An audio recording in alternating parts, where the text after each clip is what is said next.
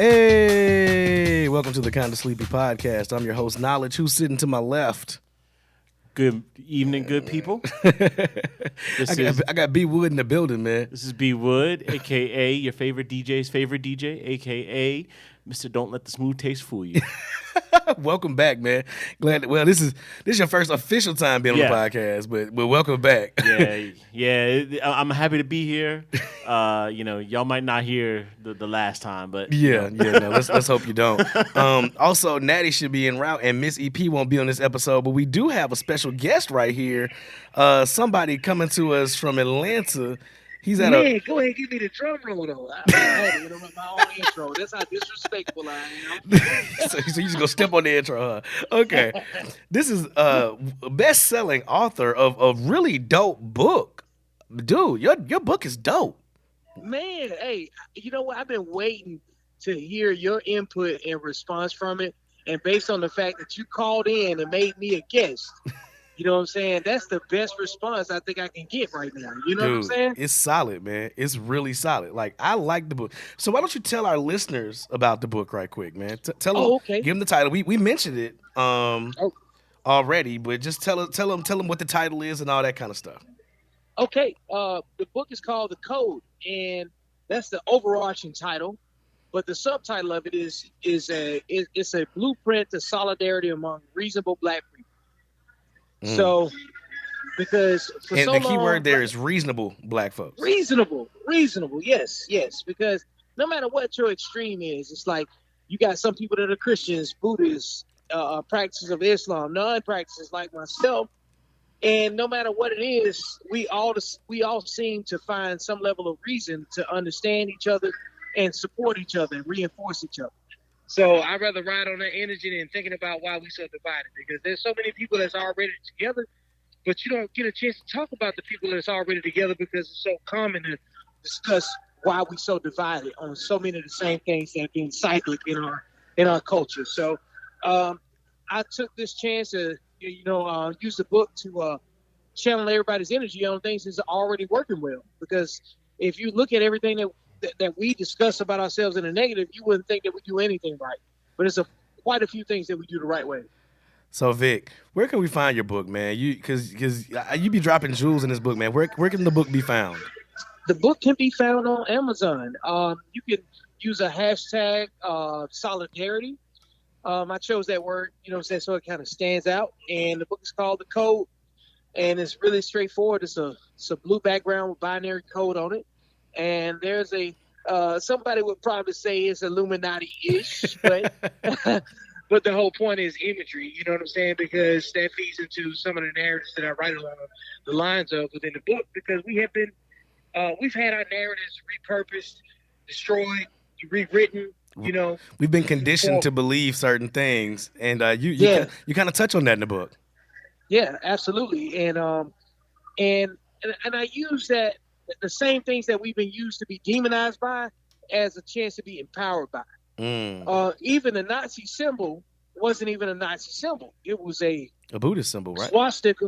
It was a Buddhist symbol, and actually the Korean churches still use the swastika as a symbol of purity and peace, and it's meant to represent something good. But even the Germans, the Nazi Germans, took that symbol and appropriated it in such a way where it is seen as being evil every time we see it now. You know what I'm saying? Right. So why can't we do the same thing? Now, it's really interesting that you say that. Back in our hometown, the county courthouse actually has a number of swastikas built into the imagery there. It's built into the architecture there. And people were posting pictures of it saying, see, white supremacy is all ingrained into our very system of court and all that. I said, yeah, but this isn't an example of that. Because if you look at the way you can tell the difference is the way the swastika faces. And so people don't often think about that part. And actually, one of our articles that we're talking about later on in the podcast discusses the swastika specifically. So I'm glad you actually touched on that. So if you had to say, if you had to, if somebody, well, I'm going to ask you this. Let me not beat around the bush. What motivated you to write this book? Because I have written too many posts on Facebook. But seriously, like, at some point, even if you're saying something that's positive, it becomes, you know what I'm saying, a lost cause if you don't channel that energy into something that changes, you know what I'm saying, our perspective and recreate our own narratives. Mm. You know what I'm saying?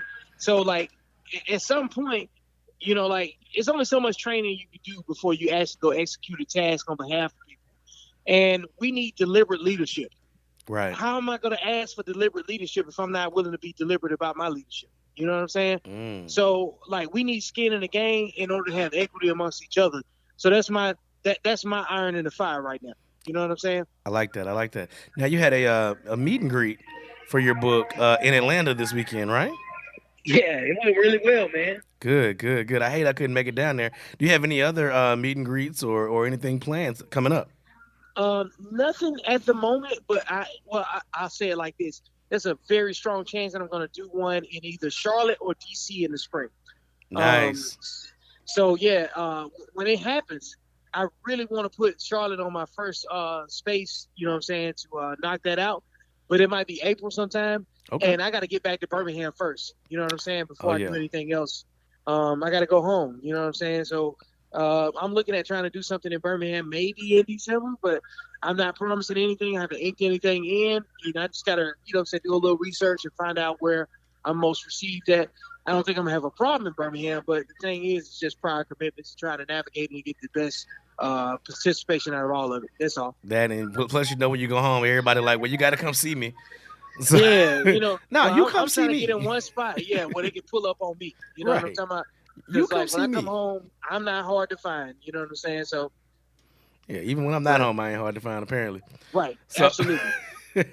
well, hey I got man, miles. I will pull up. I just want to say, man, thank you so much for writing the book, man. The book is solid, man. And like you said, you can find it on Amazon. It's the code, a blueprint for achieving solidarity with reasonable Black people, man. And thank you, man. I wish you much success. And so everybody knows, if you're getting a Christmas gift from me, this will be it, and you need to read it.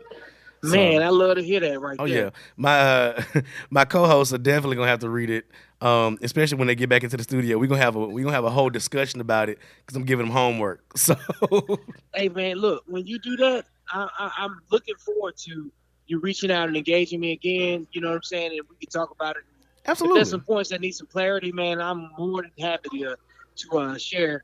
You know what I'm saying? My insight on what I was thinking at that point in time. That if you reach a point where you don't, where you need some more depth to it. absolutely, and you know we'll do it, man. Absolutely, man. I greatly appreciate it, and to everyone that's listening, I greatly appreciate you giving me time to give you my craft, and I hope that it adds value. Hey, and it absolutely does, man. Thank you so much, man. We'll check with you later. All right. All right, bro. All right. Thanks. Yep. Once again, that was Mr. Vic Vinziant, the author of The Code, a blueprint for achieving solidarity among reasonable Black people. Dude, the book is actually really good, man. I'm gonna suggest you check it out. I'm definitely going to. Yeah, it's on Amazon, I'm man. about to pull up my Amazon on the phone right now. Just go ahead and get this ordered. Yeah, man, because when he was writing, because actually it's funny. We grew up in the same hometown, and I mean, we literally lived like probably 10 minutes from each other, our whole lives for the most part at some point, and we didn't meet each other until we got to Afghanistan. Wow. So we were both in Afghanistan, two Black men in Afghanistan, um, and we just, we over there just talking, kicking it, and I found out he from Birmingham. I'm like, oh, okay, so we get kicking it, and we just been friends ever since. And he wrote this book, and he actually let me read an excerpt of it before he published it, and so I was like, dude, this is solid. At first I thought it was just an essay, and then I told him, I said, I like what you're saying here. He was like, well, it's a part of my book. I said, oh, you're writing a book. And as soon as it dropped, what I do? I went and bought 2 copies. There you go. Immediately. I believe in supporting people when they do something, like if within reason. All right. All things in moderation. Right. If you one of my 42-year-old homeboys and you come to me talking about you want to start a career as a mumble rapper, I'm gonna tell you now that that's not your ministry. You may need to figure out something else to do with your life. Like, that is not how we getting down in here. Right. Some people just need to have that stay in your lane, Man. conversation, and stop swerving. And my thing is, I'm not here to shit on nobody's dreams, but certain dreams, bro, that's a nightmare waiting to happen. Right. Okay. But Right. when Vic did this, man, I was like, yo, this is solid. Like this is what it is. This is what it should be. And so when I got the book, I was excited to get the book. I started reading it. I'm not completely finished with it, but I should finish with it this week. And he's saying a lot of good stuff on there, man. Okay, A lot of good I'm stuff. looking forward to it. Yeah. I definitely I think need you'll something to appreciate read right it. now, so I definitely will be checking that out. I think you'll appreciate it. It's in paperback as well as on the Kindle. So and it's part of the Kindle Unlimited. Okay. So if you one of those people that got Kindle Unlimited and you just want to, check it out, I think you could check it out on Kindle Unlimited or something like that. I don't know. Man, I don't know how these newfangled things Yeah, work, man. I'm I had Kindle Unlimited when I was in Afghanistan because all you could do over there was watch movies, read books, and work out. Shit is like prison with movies. So it's just. Speaking of Afghanistan, man, it's Veterans Day. Natty's a veteran. Natty is in the Marine Corps. Our executive producer, Rel, he's in the Army. And so, 3 out of 4 of the team are veterans. Miss EP is the daughter of a veteran. So it's like, we really appreciate Veterans Day over here. I probably will not be going to any restaurants getting my free meal. Just because A, I'm too lazy, and B, I hadn't been to the VA to get me a new ID yet. So yeah. Man, I ain't never been too lazy for a free meal. Well, okay. So y'all can't see the weight that I'm carrying, but it's very evident when you see me in person. man, I'm telling you, back in college, I did turn down a couple free meals because I knew the stipulations that came with those free meals. Yeah. That was back then. I'm a changed man. I don't believe in free meals and stipulations and strings being attached to them anymore. Anyway, let's go on and jump into our topics for the night. First up, this was a story that we talked about way back when. I want to say the episodes might have been 6 months of episodes ago. I can't think, but there was a situation we talked about, a Warsaw, North Carolina police officer. This was shortly after the time of Chakesia Clemens getting her situation with Waffle House in Mobile, Alabama. Really more like Saraland, Cottonelle area of Alabama. That's north of Mobile. But Warsaw, North Carolina, this young man took his sister out to the prom. Anthony Wall, 22 years old, took his sister to the prom. And afterwards, they went to Waffle House, and he's in a tuxedo. And Frank Moss, who was the officer, was caught on video choking this young man, slamming him to a wall and slamming him to the ground. The police, of course, investigated themselves and found that they didn't do anything wrong, which is standard, at this point, par for the course. Mr. Wall was found guilty of resisting arrest. Which doesn't make any sense to me. So you clearly have video of this young man being choked out, slammed on the ground. What is he supposed to do? Just allow this officer to pick him up and drop him on the ground like that? That doesn't make any sense. So this is why I always tell people, and we're going to get into this, this in a minute, but this is why, elections for your district state's attorney matter. Yeah. Because that's where this all comes down to. The DA has the option whether to pursue the charges or not. And apparently in this county or wherever this incident took place, they've elected to pursue these charges of resisting arrest. Which clearly, if you have the video, there's no reasonable way for them to Now let's check the disposition of the overall case. So he was found guilty of resisting arrest. The charge of disorderly conduct was dismissed. So he was arrested for disorderly conduct, and that charge was dismissed. But his resisting arrest charge is what he was found guilty of. Here's his sentence. He got a 20-day suspended sentence. He's on supervised probation for 18 months, and he has 40 hours of community service. He will be required to attend an anger management assessment and is not permitted on Waffle House property during his probation. Here's the killing part. This is what tripped me out. On the witness stand, Officer Moss testified that he was unable to physically contain Wall. He said, when he was physically unable to contain Wall, he placed his hand on Wall's throat, pressing in with his thumb at a known weak spot. He said the tactic was part of his law enforcement training. This is what he said on the witness stand. However, his boss, Police Chief Eric Sutherland, said in May that Moss's behavior is not how his officers are trained to behave. So I was under the impression that chokeholds across the country were kind of known to no longer be part of police officer standard practice. well, I guess that But just depends on I guess it depends on who you are exactly. and who the victim is, what police department you're a part of, and whether or not you die. Yeah, I mean, Because we saw with Eric Garner that chokeholds are still alive and well. right. Well, the first thing is, someone has to explain to me how he was not able to physically restrain the young man And because he outweighs the guy by he- at least 150 pounds. at least 150. I mean, this kid, he's a $165 soaking wet With Tim's on. with Tim's on. So I mean, let's In a Carhartt jacket. right, with some lead weights in the pocket. You know what I'm saying? So somebody has to explain that to me first. But this is again, we've seen this play out. In multiple forms, in multiple venues. In my hometown of Baltimore, you look at the Freddie Gray situation. You have a situation where law enforcement feels untouchable, and we have to have greater oversight over law enforcement. Now I know that there's a lot of law enforcement people out there that say, well, it's a tough job, and yeah, You know what you're signing up for. exactly. Ain't that what your president said? This is you know that you are assuming a certain level of risk when you assume this position. I think that the training for these officers needs to be revisited and really to focus on how to de-escalate a situation rather than to automatically go into a situation loaded for bear and ready to either pull out a gun and shoot or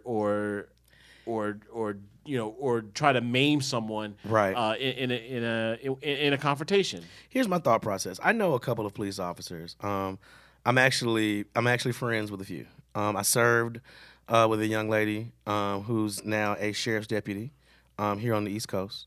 I am actually old friends, one of my old friends, with a young lady who, if I'm not mistaken, is also in a sheriff's department here on the East Coast.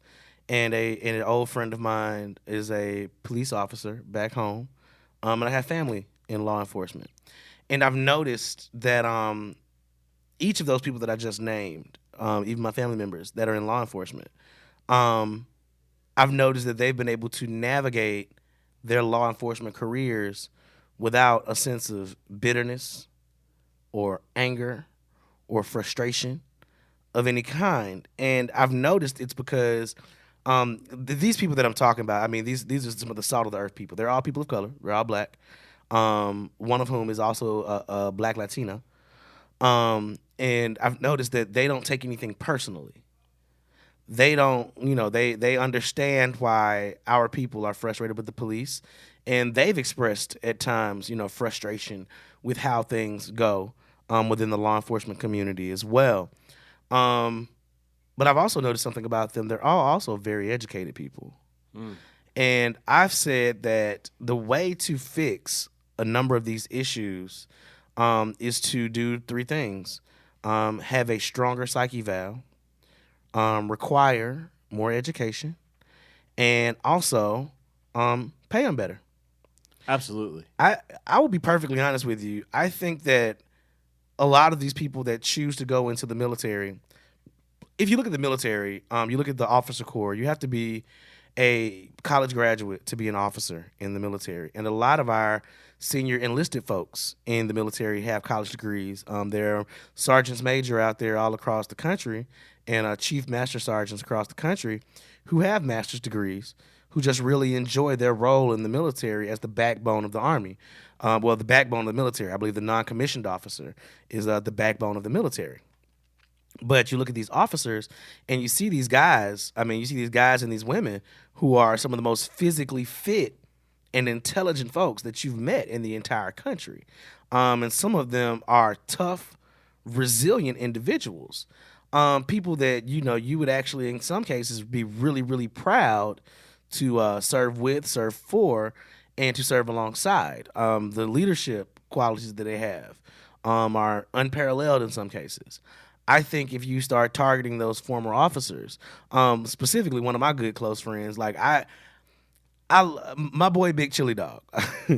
I've heard that name before. That's my boy. That's my boy. Big Chili Dog is one of my boys. He's a white guy. He's a white guy from rural North Carolina. I'm a black kid from urban area in Birmingham, Alabama. We couldn't have grown up any differently. Right. He's a tall white guy with red hair. I'm a short, bald black guy. Yeah, opposite ends of the spectrum. Yeah, I mean, we look like, Danny DeVito and Arnold Schwarzenegger and twins sometimes. It's funny. But, like, the thing is, like, I love this guy to death, and I love his family to death. His family loves me to death. I mean, that's just how we are. I feel like if, Big Chili Dog had got out and wanted to continue serving his community, because he joined right after 9/11. He was living the good life, right. But he joined right after 9/11 because he felt a sense of service, and he's a combat vet, served in the infantry. He's also one of the most reasonable, even keeled people I've met. I feel like had the finances been there, had the pay been on par, I feel like he probably would have, gone into law enforcement. Not because he's an adrenaline junkie, because most of these folks aren't adrenaline junkies. Let's be honest. You don't go to work every day as a law enforcement officer and get into a fight, but also you shouldn't be scared of one either. I couldn't do law enforcement because I do some illegal shit from time to time. I'm just going to be perfectly honest with you. And I enjoy my illegal shit that I do from time to time, okay? Hey. Not going to incriminate myself on here, but still, my illegal shit is acceptable socially. Right. So. the Lord's working on all Yeah, this. well, exactly. I'm a work in progress, hell.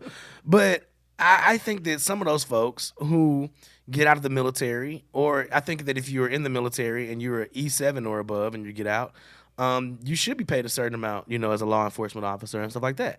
I think that if you have people who already have that resiliency, leadership, and, tactical training, you should be pulling from them, but you should pay them a decent wage. You can't expect to get, and this is not knocking anybody's salary, okay? But you're asking people to literally stand in between the worst elements of our society and you, and in some places you're only paying them $28,000 to $32,000. Now, it's well known that teachers are underpaid. Right. And teachers are making like $36,000. Right. So those two professions could definitely use a pay bump. Right. So my thing has always been that, and you kind of took the words right out of my mouth, is that, we expect these individuals in our society who play such a vital role in the development of people and the safety of people, in whatever neighborhood you live in across the country. But we pay them Peanuts. not even a living wage in many cases. And I've known teachers that, are working 2 and 3 jobs. Yeah. And there's no reason why a teacher should have to work 2 or 3 jobs to educate your child. And people make the excuse, well, they get summers off. No, So? they don't. No. Actually, they don't. They get, okay, so here's the thing, right? So their contract basically states that they're getting paid what they were owed across that summer. You're still only paying them $36,000 a year, but they work well over 40 hours a week throughout the school year. Right. And so those 2 months off are a result of us. If you paid them, if they had year-round calendars, you would not change their pay structure. Right. So what it is that they voluntarily say, hey, take a portion of my payment of my salary from each month and put it up so that during the summer I can still make money. And so the reason a lot of teachers end up going into administration and even getting out of the profession, I used to be a teacher. I loved teaching. A lot of these folks teach for the passion of it. And all the good teachers I know teach because they love to teach and they love to shape young minds. I loved teaching. Teaching honestly was the second most enjoyable job that I had. Being in the military, honestly, was my favorite job. I had a lot of fun in the military. It sucked a lot, but I had a lot of fun. Would I do it all over again? No, because the juice wasn't worth the squeeze. And that's a topic for a whole other podcast. Anybody that's a veteran will tell you they understand exactly what I mean. But teaching gave me a sense of pride. I took pride in knowing that I was shaping young minds. But I also like to pay bills, and I enjoy a glass of scotch from time to time. I don't think I could do that. I don't. I wasn't really. I wasn't really willing. I got tired of being broke. Right. And so here's the thing: if I was a teacher, and I got tired of being broke, just in the short 2 years I was teaching, I know that there are police officers out there who, a lot of times, they might not be pissed off because somebody said something to them. They might be pissed off because they can't make ends meet at home, and you just happen to push that button. Right. So my perspective, is a little bit different. Like I've never had a good interaction with a police officer. I've had a lot of interactions with cops. I'll say probably 40% of those have been good, actually. I've never had a good one, and I'm gonna pat myself on the back. I But use good relative. okay, fair enough. Yeah. Fair enough. But I'm giving myself a pat on the back in that and say like I'm a model citizen. I don't have any vices. I'm probably straight and narrow Johnny. Let's just call it that. But every interaction that I've had has always been a negative one, and I don't know why that is. It's not that I'm approaching the situation with anger. My main objective is to make it through that encounter. That's how my parents raised me, and say if you get pulled over, hands at 10 and 2. You say yes sir, no sir. You comply. You do whatever they ask.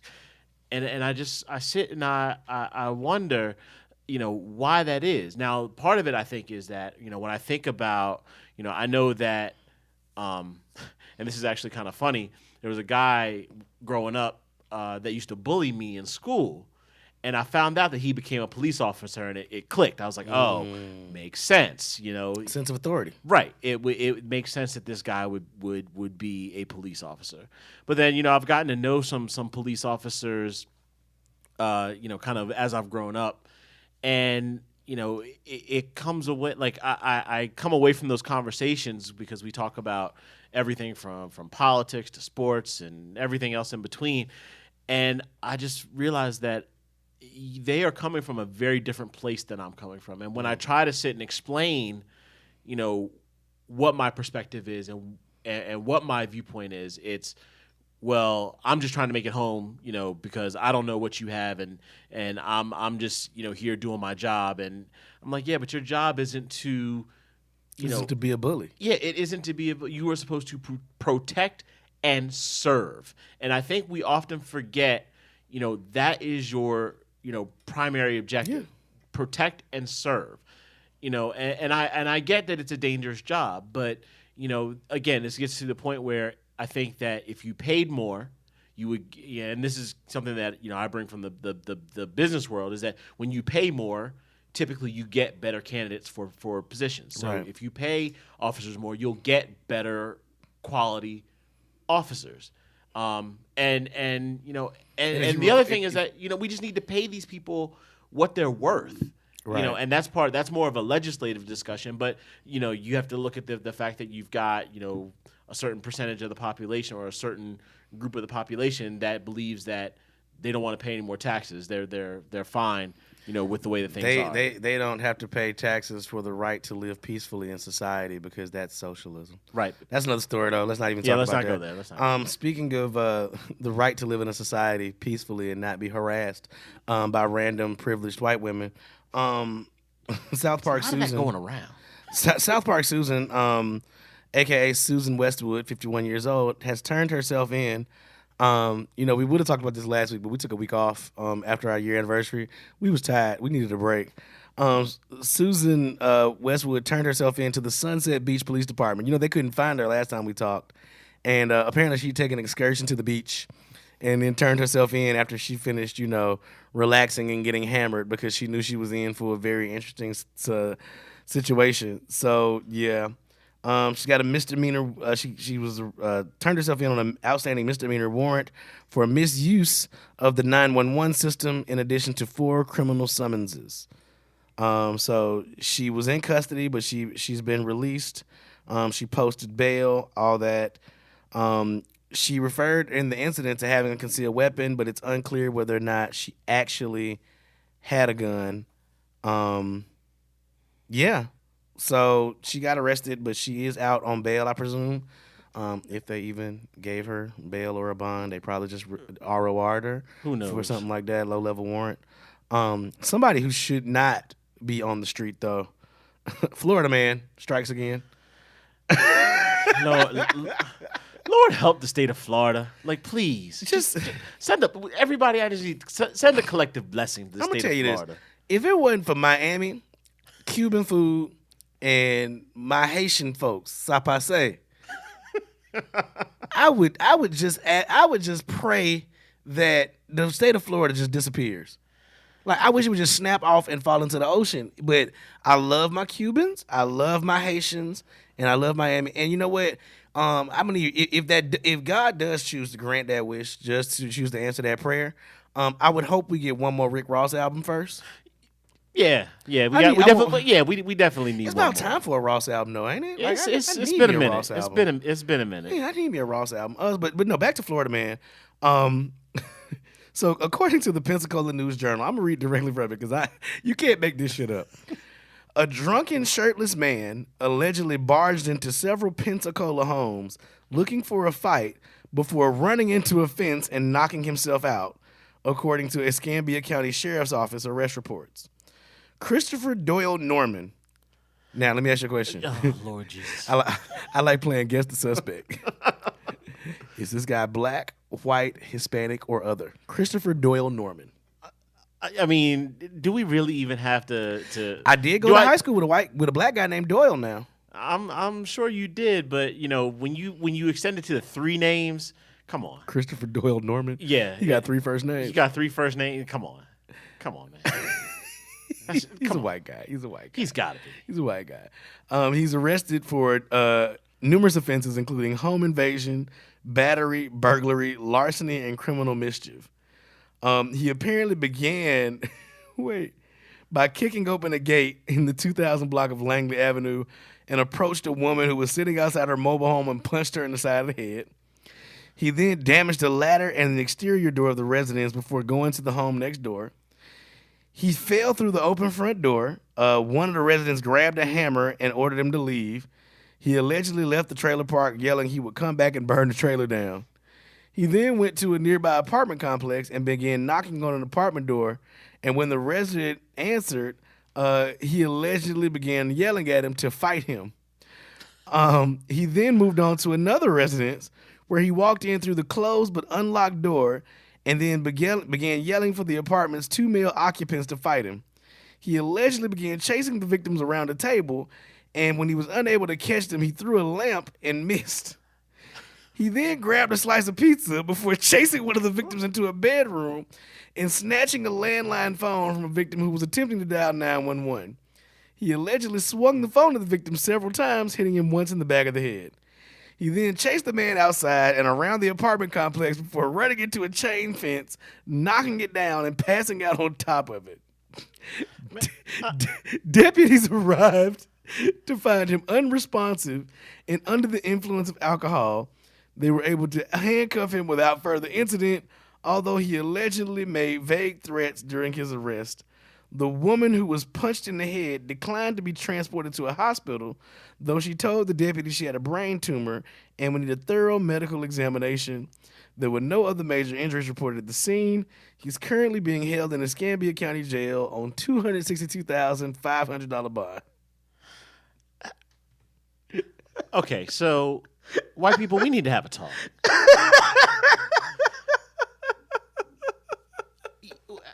I don't even know where to begin with this story. Y'all, why? Whose man's is this? That's the first question. Who man's is this? Whose man's is this? Somebody needs to get their man. This is unacceptable behavior. Disrespectful. So like Dear white people, get your man's. Like, we can just stop. We can just stop right there. Between South Park Susan and this nigga, like, I just don't know. Like, so it said he wasn't drunk. No, he said he was drunk. Oh, he was drunk. So okay, alcohol ain't never made me act like that. No. I've done some wild stuff while Now, drunk. let me. Now let in me, college, I did walk out of a whole pair of pants one time, Hey, but who hasn't? and then drove home. But who hasn't? I drove home pantsless. That's fine. But you ain't never go in somebody's house pantsless trying to fight somebody. Okay, I will And tell you about an stealing a slice incident. So when I first moved here, I was living uptown, right? Mm-hmm. And I was in my apartment, and I was minding my business. I actually just finished cleaning my pistol, ironically enough. And I don't know whether I had just brought some stuff in from outside. I don't know what I had not gone back to lock my door yet. And so I was just going, finish doing what I was doing. I was cleaning my pistol in the living room. I put it back together, and I put it back in where I keep my pistol in my bedroom. And then I heard my door open. And I said, what? And so I come back into my living room, and I'm looking in my kitchen, and there's this white guy standing there. And I said, get the F out. Oh, And he said, what? I said, nigga, you heard me. And so I walked up on him. But as I walked up on him, I started realizing, yo, this dude is twisted. Like, what's going on?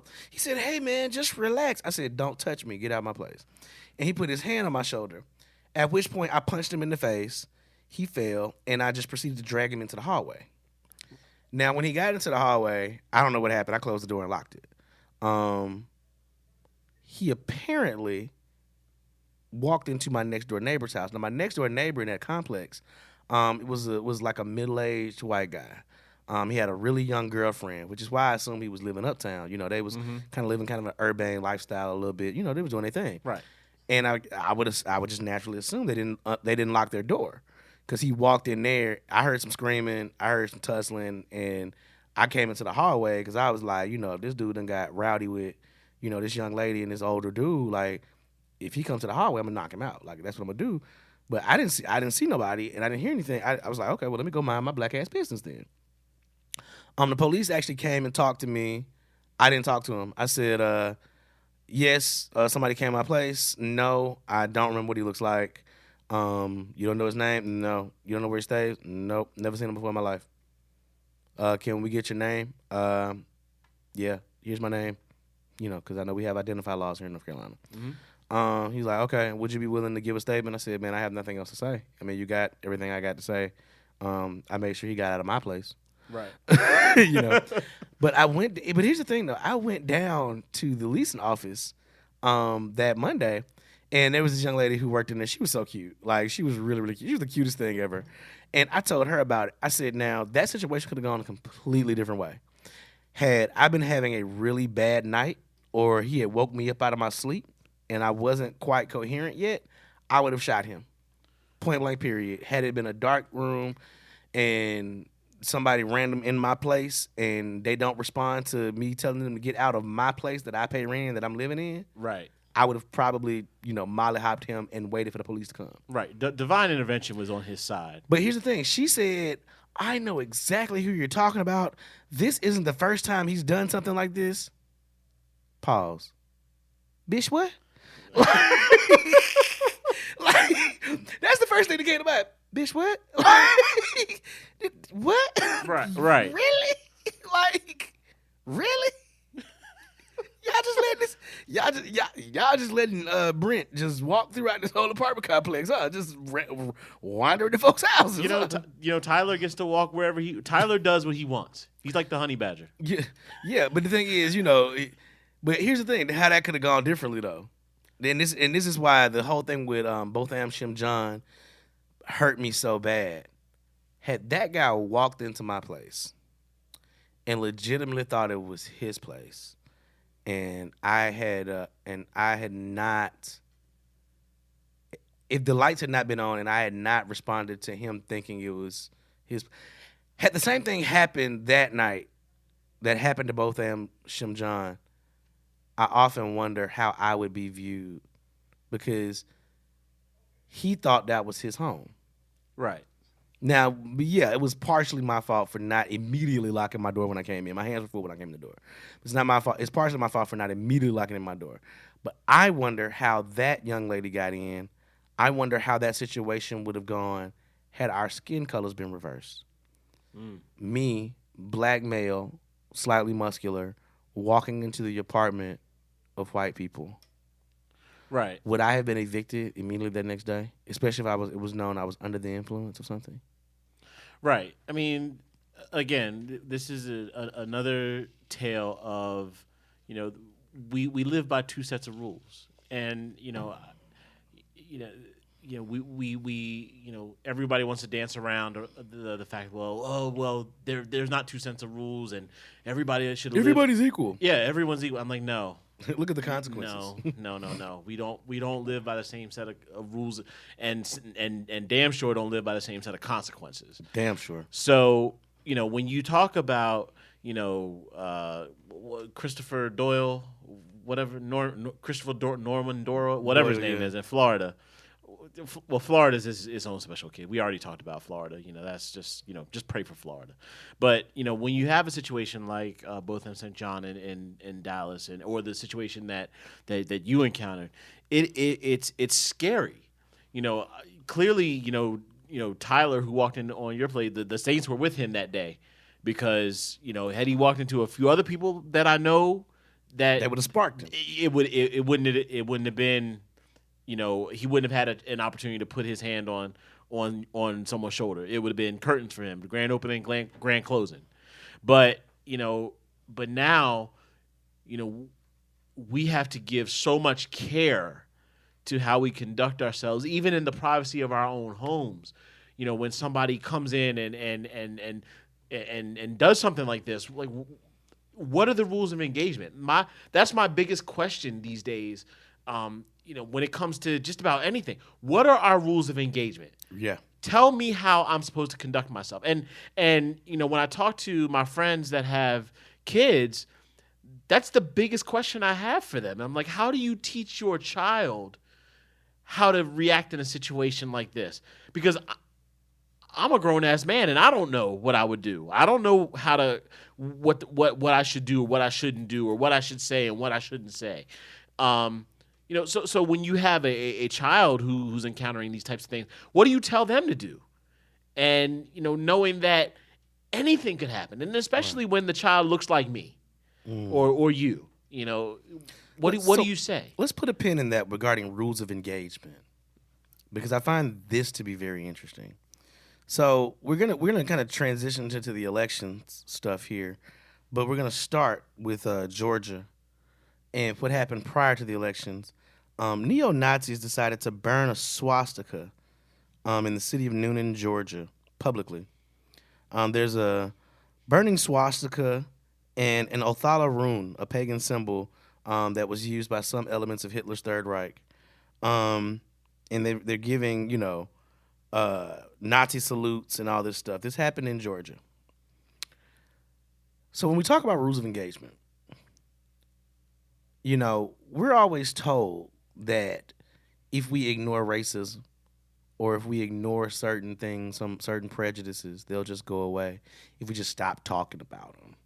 Yeah, and that's not part of the rules of engagement. Yeah, I'm all about F that noise. Here's my thing. You want me to stop talking about it because it makes you uncomfortable. I want you to stop doing it. Or I want you to stop ignoring it and just admit that it happens and fix the problem. Right, but you're brave enough to check me for acknowledging racism, but you're not brave enough to check your racist family members. Oof. Why is that? Man, it all comes down to the fact that white people don't want to, for the most part, and I won't lump everybody into this category, but before we get the not all white people response, let's just say this up front. We are not speaking in absolutes here. Thank you.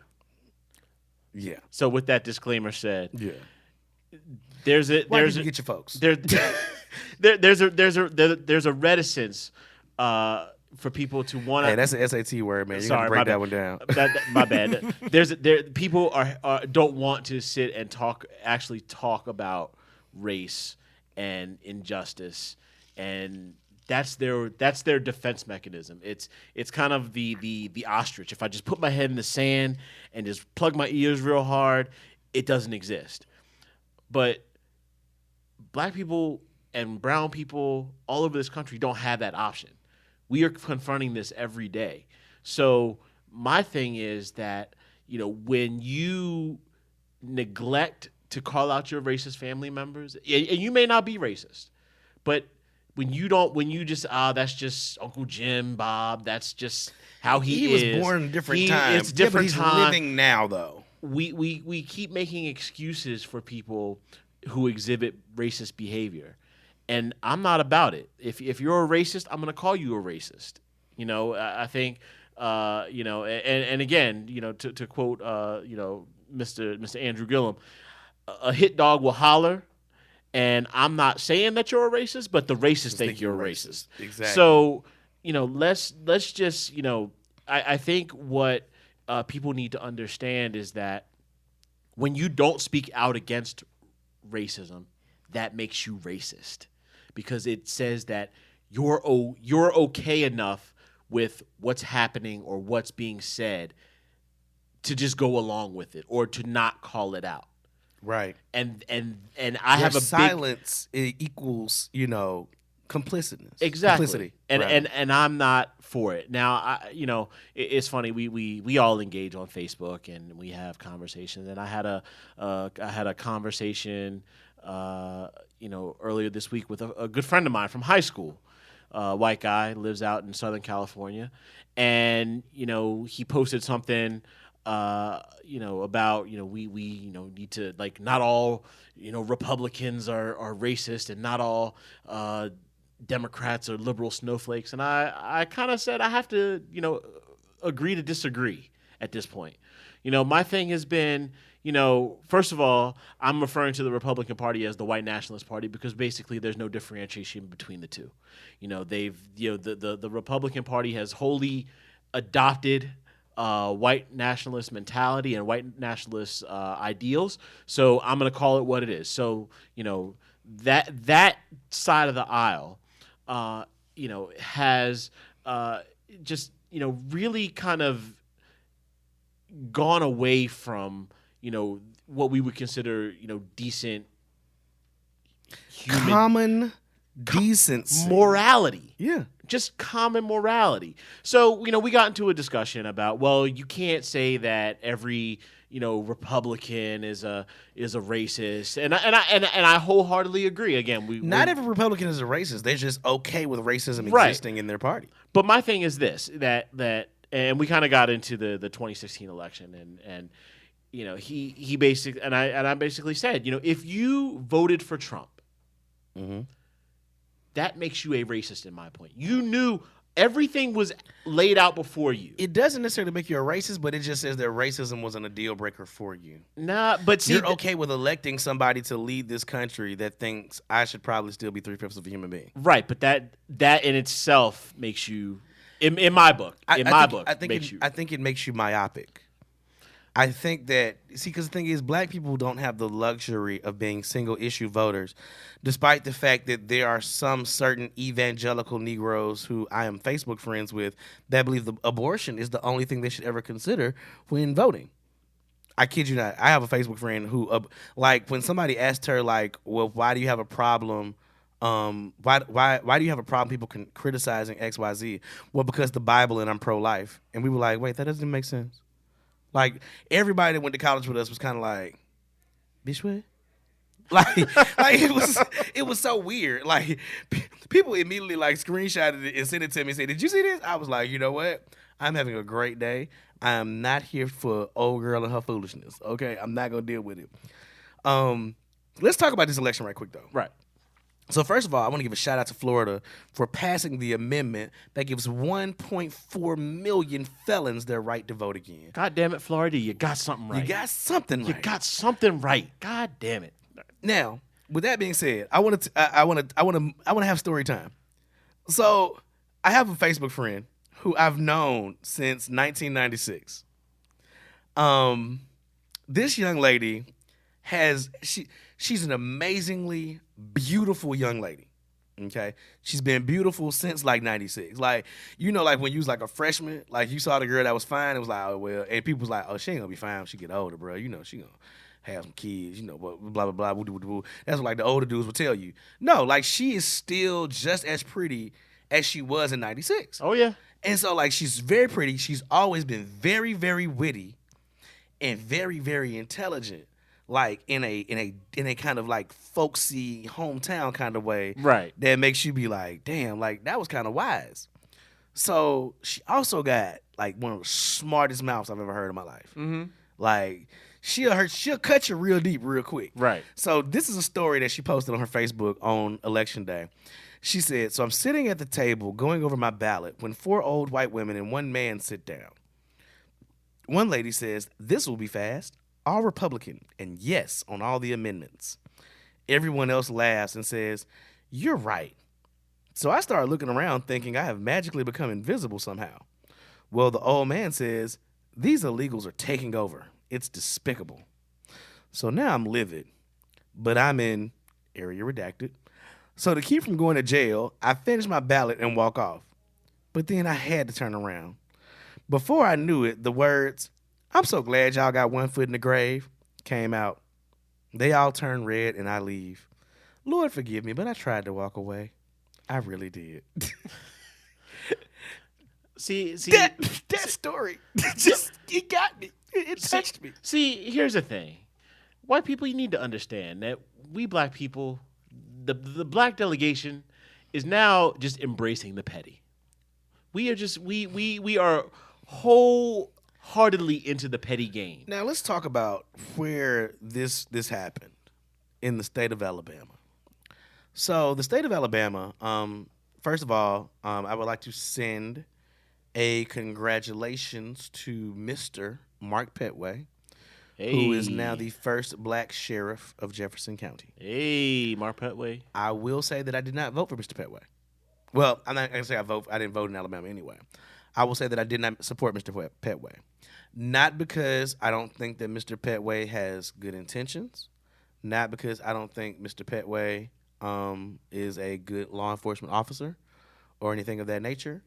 I supported the other guy because I thought the other candidate simply was more qualified and better for the job.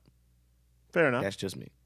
But nonetheless, congratulations to Mr. Petway on becoming the first black sheriff of Jefferson County, which is my hometown. Shout out to you, Mr. Yeah, Petway. so I mean, it's still a historical election. He won that election by 4%, which is close.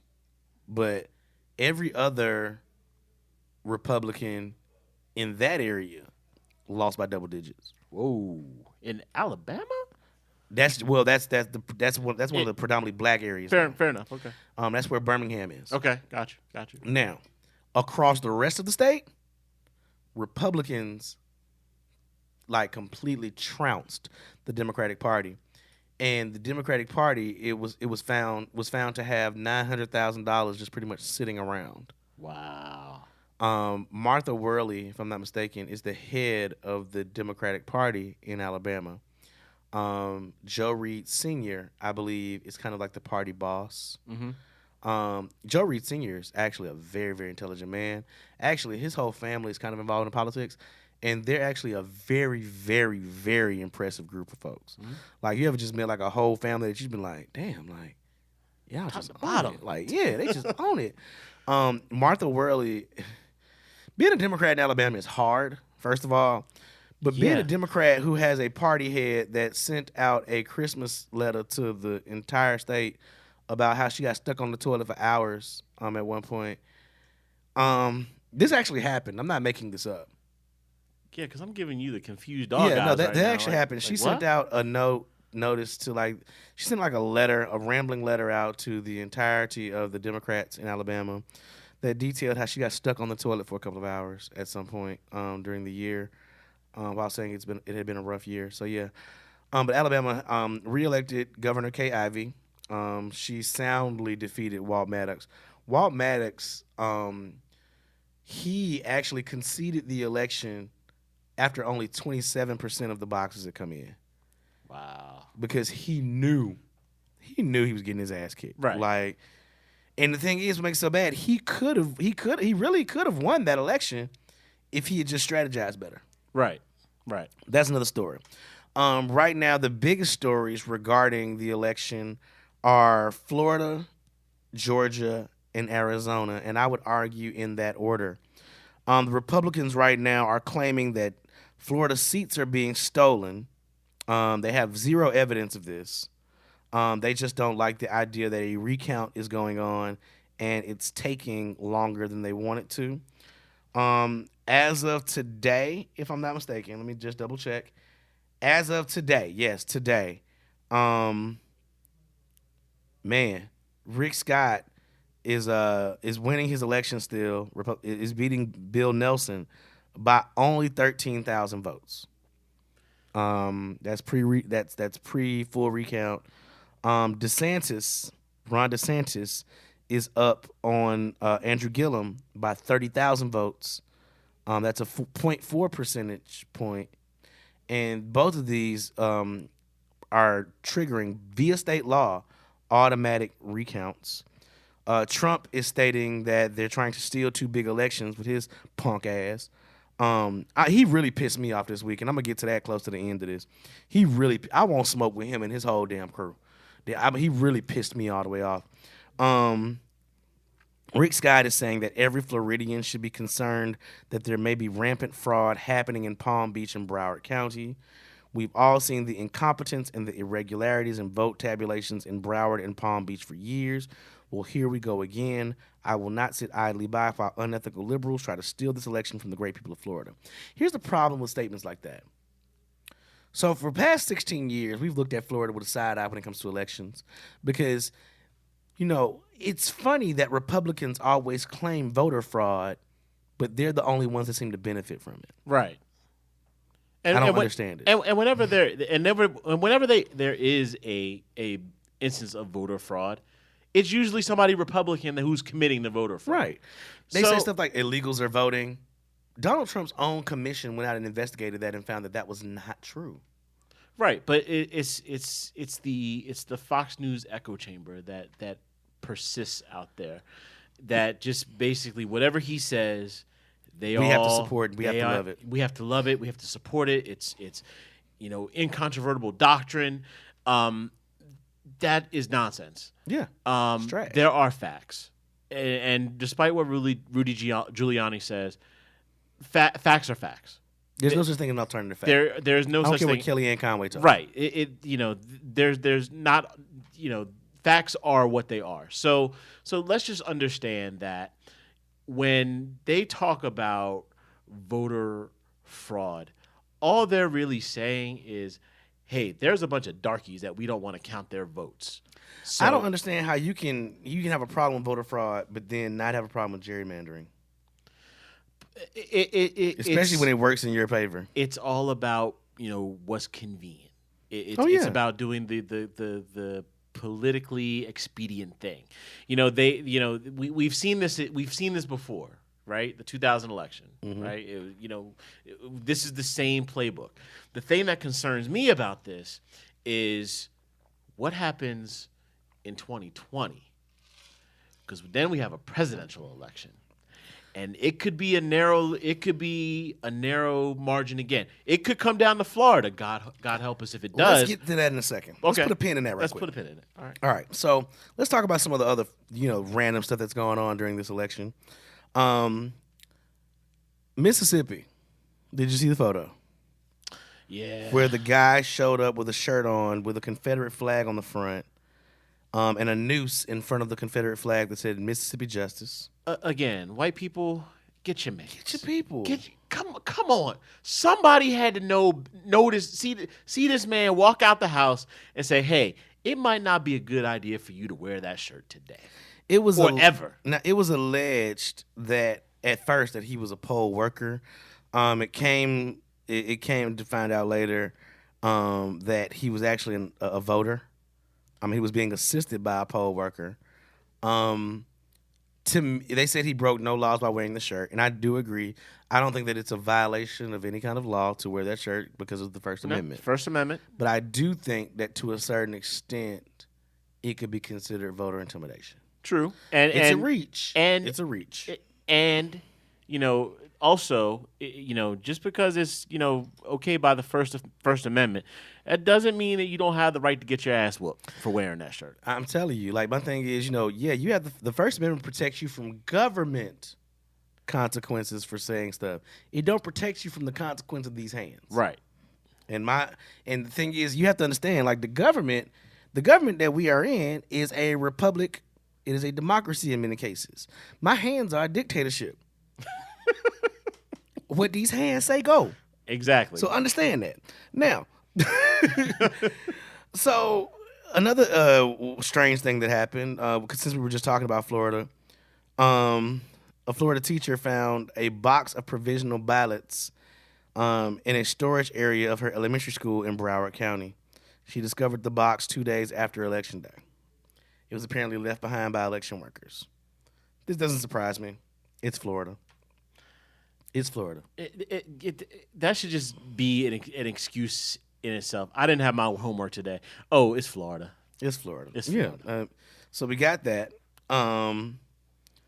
So post-election, oh crap, I accidentally just closed that. Post-election, there was a judge who was being a salty little bitch, who once he got back to work in Houston, he released pretty much every juvenile defendant that appeared before him. And when asked about it, he said this is obviously what the voters wanted. He was one of the 59 Republican jurists in Harris County who was replaced by Democrats. So here's what he did. When people came up to in front of him and said, he said, if I release you, will you go out and murder somebody? And if they said no, they were released. So Glenn Devlin, you're a salty little bitch because you lost probably to a black woman, because I think there were 19 black women in that area who got elected. Shout out to them. Proud of them. Shout out to y'all. Yeah. But here's the thing. Like, So he was being a salty little bitch. this story fascinates me because if I'm one of those defendants, you just struck the lottery. I mean, seriously. You should go out, buy a lotto ticket. At the very least, you should never, ever. You got a gimme. Right. Go back Mulligan. into the system again. Ooh, Like you just got that was your get out of jail free right. card. Literally. One bite free. Right. So now, go start serving meals to the homeless, whatever you got to do. But you Now, just got some of these guys are still on probation, and so they will have to appear before the black woman who beat him back in, I think, in January. He rescheduled like pretty much everything else until January after that. So he don't even want to really finish out his term because he's a little bitch. So this isn't the only place where this is happening, right? So you have these people, they went out and lost their election. Okay. That's part of the game. That's part of the job, right? Right. But now you want to be all salty and Like a little bitch. and now who's being the snowflake, right? Y'all are so quick to call the Democrats and the liberals the snowflakes. But now who's being a snowflake? Oh, let's talk about we're gonna talk about a snowflake in just a little bit. Just give Right. me a little time. We get into the snowflakes, little bitch. But then let's bring in more locally, right? So we just had. I was gonna ask you about how the local stuff went. Yeah, so I want to get into this one because this is directly kind of related to this subject. Being a little bitch. Being a big little bitch, just a big old bitch. just a big old bitch. So we have this county commissioner, who actually is my county commissioner. He ended up losing his election on Tuesday. To a woman that I helped support her campaign. Shout out to you, Susan Rodriguez McDowell. Hey. Shout out to you for running a great campaign and being an awesome candidate. It was my pleasure to support you in your campaign. She won the election. Her opponent was a 22-year incumbent Republican.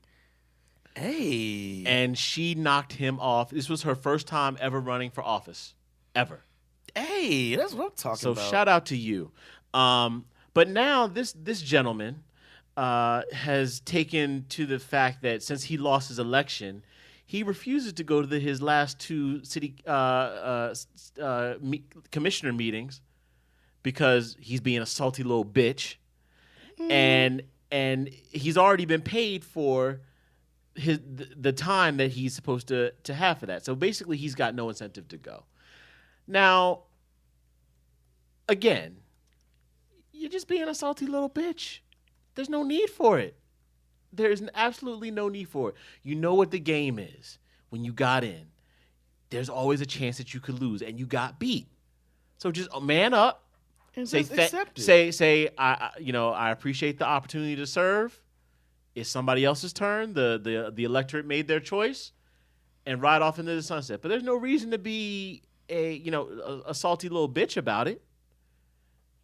Imagine if sports are a big thing around here, and I think back to the Super Bowl when Cam Newton decided to pull up and make a business decision, going to going for the ball, and then after the game he sat and pouted.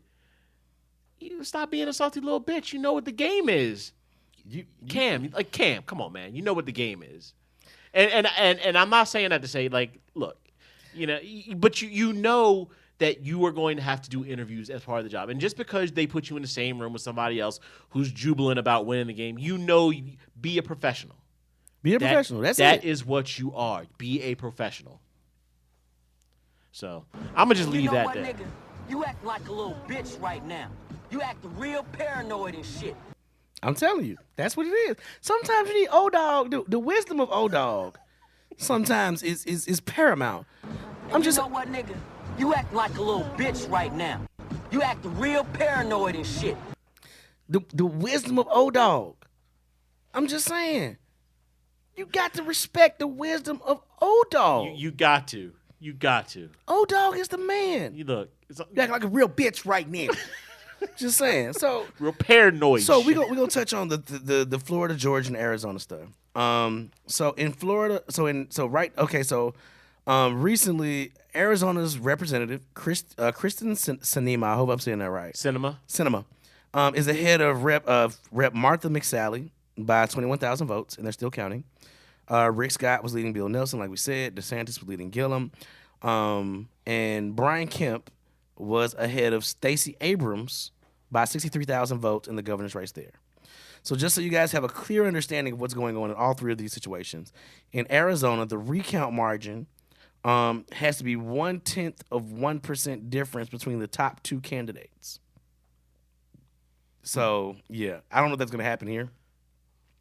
Florida, the races can go to a recount if they're within half a percentage point. Like we said earlier, Gillum is at a 0.4 percentage point, so that will be an automatic recount. And the Scott and Nelson is at 0.15. So both of those are definitely going to a recount. Right. Georgia, the margin is 1%. The question here, the margin in Georgia is 1%, but that's only if neither of the top candidates reach 50%.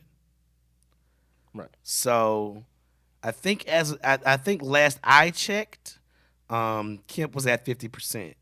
But I don't know, man. Abrams is a lawyer, very smart lawyer. This is gonna go down to the wire, man, in Georgia. This ain't over. This ain't over. And they're still counting votes. For people who I know I got some friends that listen in Atlanta. First of all, what we have to understand outside of Georgia is that Atlanta is not the entirety of Georgia. Okay, we have to stop looking at overcrowded Wakanda as the Wakanda with traffic, right? as the entirety of the state of Georgia. You still have rural areas, and I do think that Georgia can turn blue with the right amount of focus on areas like Savannah, like Albany, like Columbus, which is a military town. I think it can happen. It's just a matter of actually getting that money in there and getting focused. So good luck to all those candidates. We were talking about people being salty little bitches. Y'all president been a real big bitch this week. He got real spicy with Jim Acosta. Jim Acosta stood his ground, handled his business, did what he was supposed to do. Shout out to CNN and Jim Acosta. Yeah, man. And the president said he was a rude, terrible person. pot, kettle talking shit again. You know what I'm saying? Like, how this nigga? Like, really? You gonna call somebody? You interrupted him while he was asking you a basic question.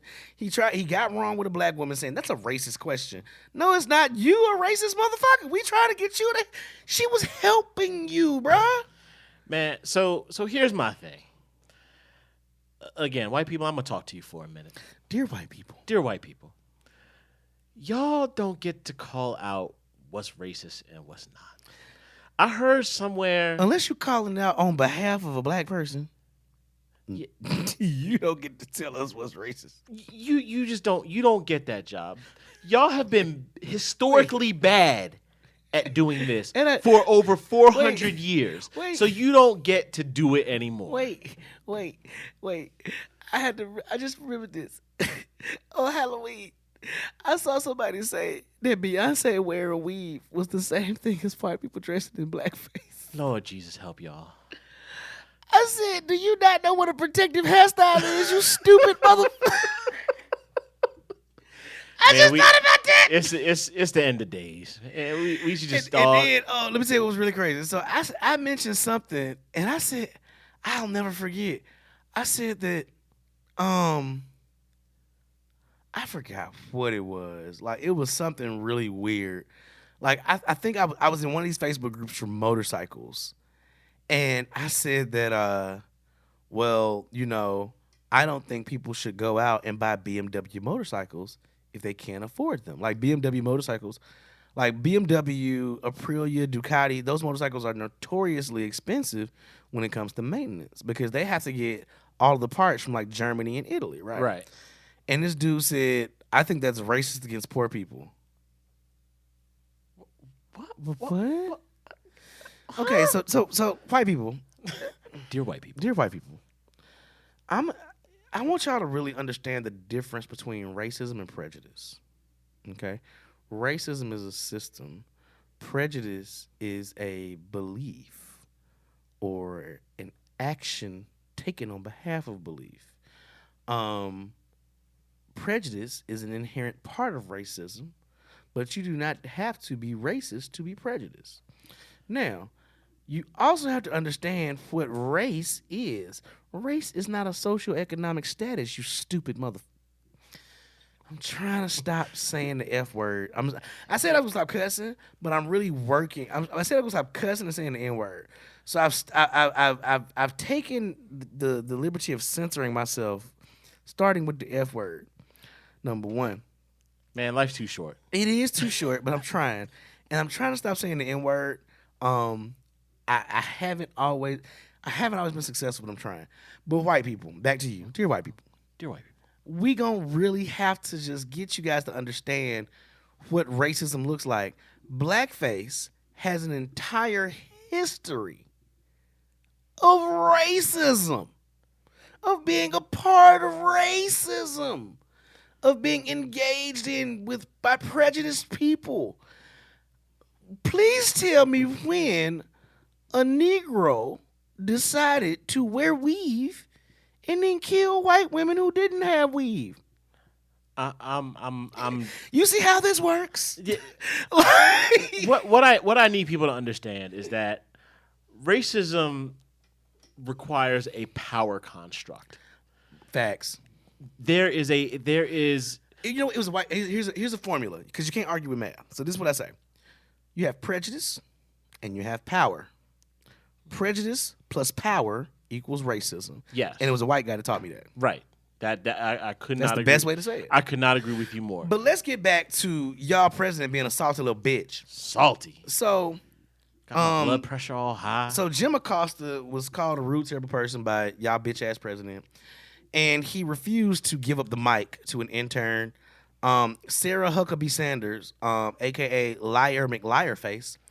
Lie McLiarface. No, Phoebe McLiarface. That's her name. Phoebe McLiarface. Phoebe McResting bitch face. Phoebe McLiarface, aka Sarah Huckabee Sanders, decided to go out there and say that we will not stand for Jim Acosta assaulting our interns.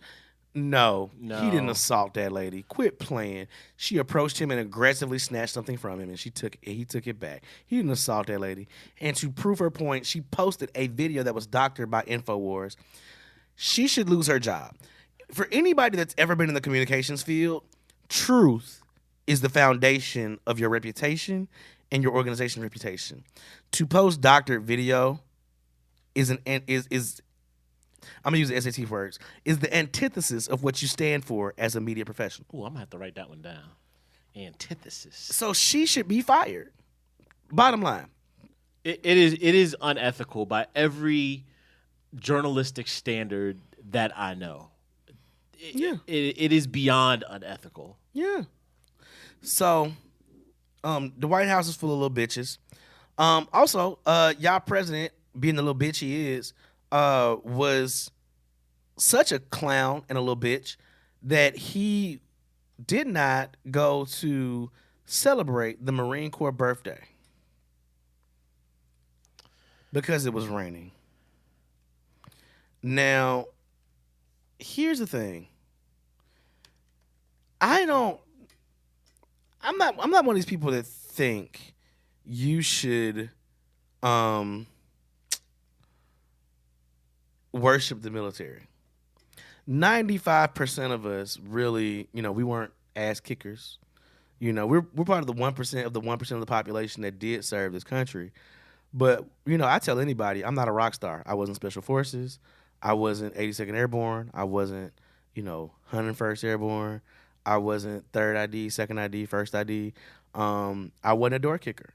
I wasn't 10th Mountain. Shout out to 10th Mountain. I won 25th ID. Shout out to them too. Had some fun working with them a couple times. I wasn't a ranger. I wasn't, like I said, I wasn't Special Forces. So I don't understand this hero worship. Do I think that some of our military personnel deserve way more credit than the rest of us? Yeah, I do. I really do, because they do. But your punk ass president hasn't been overseas to visit our troops in Afghanistan. He shitted on the Gold Star family. He shitted on John McCain. He said that people with PTSD, some of them just weren't strong enough and stuff like that. Mr. Shin Splints. This the dude, Cadet Bone Spurs. And so his punk ass couldn't show up because of rain. So I just want to, since we deal in facts on this podcast, I just want to make a slight correction. So the ceremony was actually overseas in France. No, that's the alternate. Oh, we're talking about something else? These are two different things. This is something different? These are two different things. Oh, snap. Now, I didn't even know about this. He did go to that one. Okay. 3,800 miles away. So you have the Marine Corps birthday, and then you have the World War I. Yes. Memorial. These were two different things. The Marine Corps birthday, I don't want to say the wrong one. I don't want to say the wrong day. It was the 243rd birthday of the Marine Corps. Hoorah to the Marines. Shout out to y'all. Shout out to my man Jeremy. Yeah, the Marines. Some of my favorite people in the world are Marines. Shout out to Sosa. Shout out to Plague. Shout out to Natty. Brandon. I love my Marines. Y'all the craziest bunch of people I know, but the most loyal people that you need. But the salt of the earth. Yeah. Now, don't get me wrong. I know. I'm not gonna say that on here. I'm not gonna talk about the shitty Marines I know, but I'm gonna talk about all the good. I'm gonna praise all the amazing, good, dope Marines I know. So shout out to all those guys. Happy Marine Corps birthday. But he didn't show up there. He did not show up. And my thing is, I feel like you should show the fuck up for your Marine Corps. Because the thing is, the Marine Corps, truth be told, is pretty much the president's private military branch. Right. He can order the Marines to go anywhere in the world without congressional approval. Right. If you notice, Marine One is his helicopter. He is there are Marines stationed all around the White House that are on duty. That is their duty station. Their sole purpose is to be there for the president in addition to the Secret Service. Now, here's what's crazy. So he went over there to France and stood there somberly for a photo op as the French president denounced nationalism Mm. and extreme nationalism as people. And the thing is, everybody else was over there like, yeah, we rock with you on that. Meanwhile, he's standing off to himself. He's by himself. So you couldn't show up. Now, here's the thing. The people who were trying to defend him, of course, they're incapable of a logical thought. So they brought up President Obama. This one dude said, well, can you show me a picture of President Obama standing in the rain? Pause. Twitter, even prior to him saying this, Twitter had already said, and I think it was Pete Souza, who I would love following on Instagram. He posted a picture of President Obama giving a speech in the rain. There are multiple images of President Obama in the rain, and Twitter basically blew up with pics of President Obama leading in the rain. Like that's what leaders do. Nobody give a damn about no rain. Right. And then this dude said, "Well, when did you see President Obama at Normandy?" He literally gave a whole speech at Normandy on the 70th anniversary of D-Day. Like, there's video of this. I need people to understand the internet is undefeated. Y'all will not defeat the internet. I just don't understand, like, how is, like, we're watching, like, if anybody at this point can deny the existence of white privilege, they only need to look, like, that means they're crazy. You only need to look at the standard that Trump is held to versus the standard that Obama was held to. If Obama had did a tenth of the things that Trump has done, he would have been assassinated and thrown under the jail. Absolutely. At the same time. Absolutely. So it's crazy to me. So with that being said, that's pretty much all we got this week. But I want to close out with more wisdom of O-Dog. So Trump, this for you. Little bitch right now. You acting real paranoid. Let me start it. And you know what, nigga? You acting like a little bitch right now. That's Trump. Facts. That's Trump. That's your boy. That's y'all president. Ain't my president. Ain't my president. Anyway, my president is living his best life and taking pictures jet skiing with his He ain't beautiful going back wife. and forth with y'all niggas. Exactly. Same. Because I ain't going back and forth with you niggas. I'm following his example. We ain't going back and forth with you niggas. And he said something very profound. He said, man, I don't understand. Why is it that if the other side won, why are they still so angry? I wish I had answers. Because somebody told him to be. That's why. I wish I had answers. But since I've cut a lot of that side out of my life, I'm sorry. I just have nothing to offer. Stop acting like a little bitch. Anyway, so we gonna close out, man, like we always do. Hey, what you got to say to the people, man? Closing out, man. Hey, I just want to thank you for having me. Oh, Hopefully, man, anytime. Glad you came. you know, the listeners out there could take away something. Hey, just Read books. read books Drink water. and don't be afraid to call people out. Yeah, man. Speak your truth. Speak your truth. And protect your tribe. Hey. Protect your tribe. Yeah. I mean, we everybody talks about, we gotta, we shouldn't be so tribal. F that. Nah, protect your tribe. Protect your tribe. And for Miss EP who ain't here, protect your peace. Hey, protect. See, I was gonna say it, but thank you for saying it. Hey, I'm gonna just jump in to make sure it's covered. I want to make sure. Hey, I appreciate that. I thank you on behalf of Miss EP for that. With that being said, man, I got a hoodie I'm wearing today that actually me and Miss EP made the other day. She makes shirts, right? No, I didn't know that. Yeah, I do. She makes shirts. Oh man, she made me a frat hoodie. Ooh, what? Man, yeah, it's gonna be fly. on We'll the top. see. We'll see that. TikTok. It's a one of one too. Ooh. You gonna see the tailgate. Okay. It's a one of one. It's gotta fly. It's gotta fly. All right, I'm That's ready. the story. But now we're gonna close out, man, with this, man. The hoodie that I'm wearing today says "Be fearless," and I'm gonna wear this hoodie until it falls apart. Be fearless. There's a lot of scary things going on in this country. There are a lot of scary things that go on in your life, but fear is the antithesis of progress. You cannot, well, I take that back. That's wrong. Fear is not the antithesis of progress. Inaction is the antithesis of progress. Perfection is the antithesis of progress. Don't be afraid to do something even when you're afraid. Because the thing is, bravery is fear that held on just a second longer. So be fearless. And if you can't be fearless, take that fear, swallow it, and damn it, do it anyway. Like, I'm not, I said to myself, I just want to share this with you guys and we're going to close out. I said this to myself that on my birthday, a couple of months ago. I said for the next 2 years, I'm not going to be afraid of anything anymore regarding my dreams, regarding my personal beliefs, my thoughts, my ambitions, my goals, none of that. Not going to be afraid to do anything. Because the thing is, if I'm afraid, I'm going to fail. Or I'm not going to do anything. So the thing is, yeah, am I nervous about shit? Absolutely. Am I going to keep being nervous about the way things come out? Absolutely. But I guarantee you, if I do nothing, I'm guaranteed to fail. If I do something, I'm guaranteed to learn and possibly succeed. But my goal, my ambition, my focus is being fearless. And so I want you to be fearless too, but also protect your peace, like Miss EP say. That being said, man, that's going to do it for us here, episode 51. Thank y'all for checking us out. We're going to catch y'all next week. Natty should be here next week. So should Miss EP. And that'll be, you know what? You should come back next week because that's going to be our post tailgate show.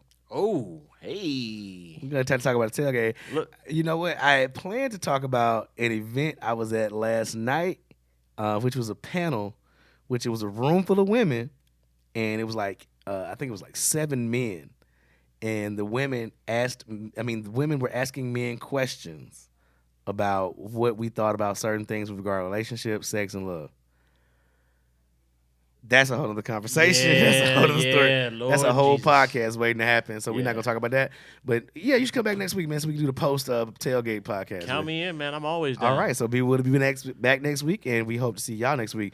Thanks a bunch. Peace. Peace. Bye-bye.